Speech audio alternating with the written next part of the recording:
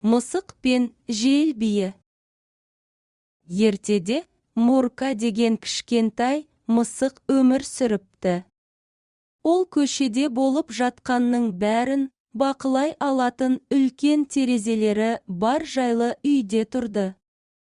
Мурка терезеде отырып, әлемге қарауды ұнататын.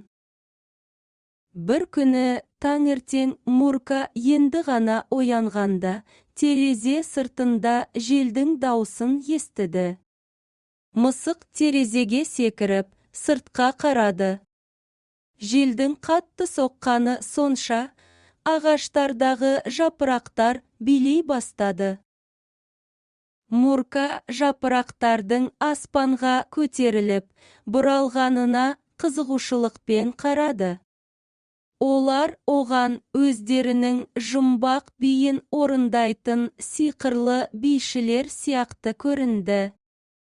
Жапырақтардың түсі әртүрлі болды: қызыл сары, қызғылт сары және жасыл. Олар күн сәулесінде жарқырап, керемет көрініс жасады. Мысық өз үйінде өзін жайлы және қауіпсіз сезінді. Ол өзінің жылы жерінен қатты желден қорықпай осы тамаша көріністі тамашалай алатынын білді. Мурка жапырақтың әрбір қимылын, олардың қалай көтеріліп, қалай құлағанын, сиқырдың әсерінен болғандай таңдана қарап отырды. Кейде жел өзімен бірге жапырақтарды ғана емес, басқа да кішкентай ғажайыптарды әкелді. Мурка ауада ұшқан көбелектер мен жапырақтардың қасында ұшқан құстардың көңілді сайрап жатқанын көрді.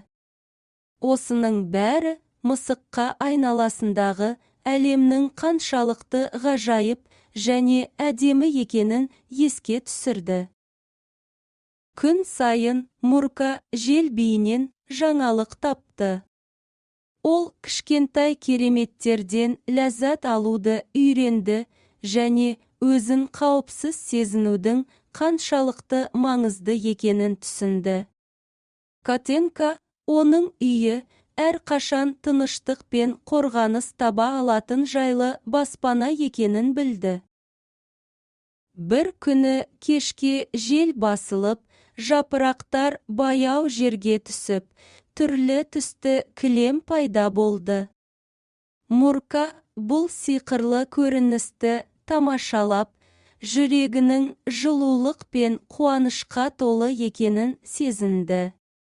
Ол жел қатты соқса да, айналасындағы әлемнің сұлулығынан ләззат алатын қауіпсіз жер таба алатынын түсінді. Мурка терезеге бүгіліп, көзін жұмды. Ол ертең желдің керемет биін қайта көретінін және оның сұлулығынан ләззат алатынын білді. Мысық қуаныштан мырс етіп, тәтті ұйқыға кетті, жаңа таңғажайып сәттерді армандады. Келесі күні таңертең Мурка пердеден жарылған жарықтан оянды. Ол созылып, есінеп, терезеге секірді. Сыртта барлығын күмістей аяз басып, соңғы күздің жапырақтарымен жел ойнап тұрды.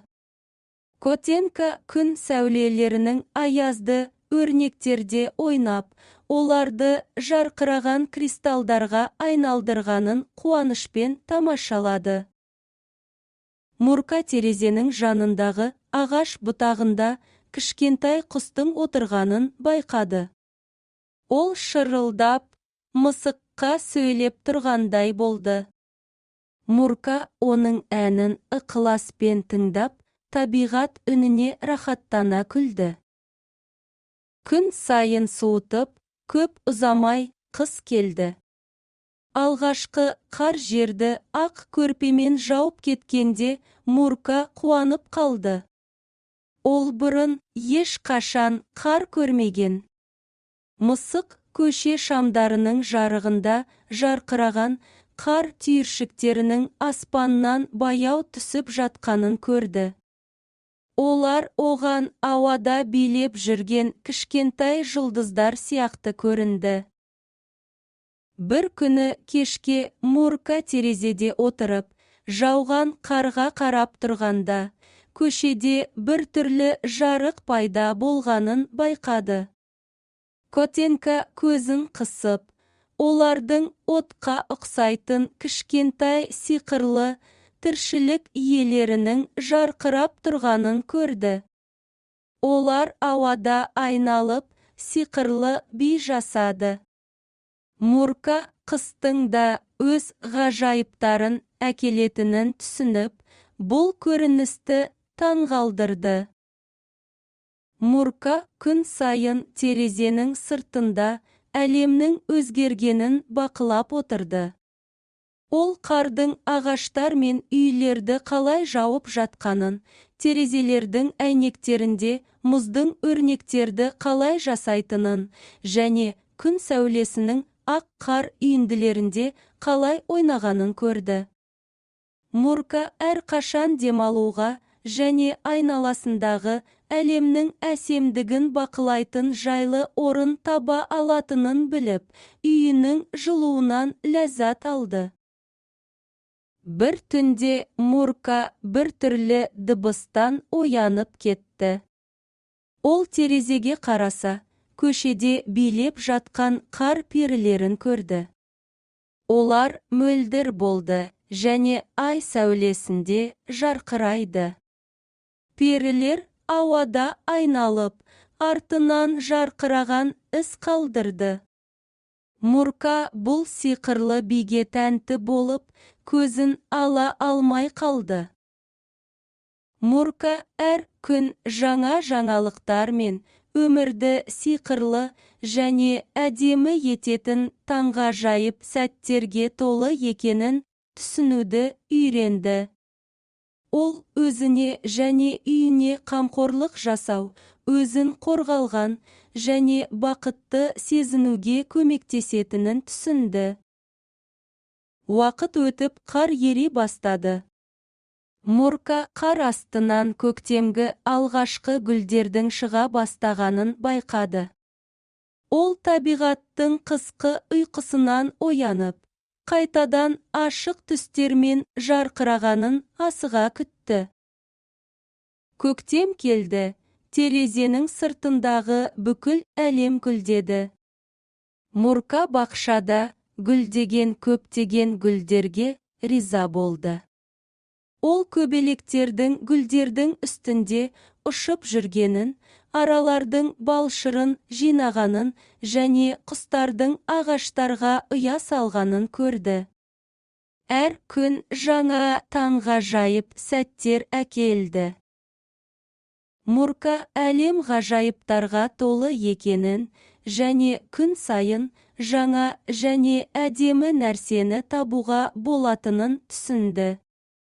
Ол кішкентай қуаныштарды бағалауды және өзінің жайлы үйінде өзін қауіпсіз сезінуді үйренді.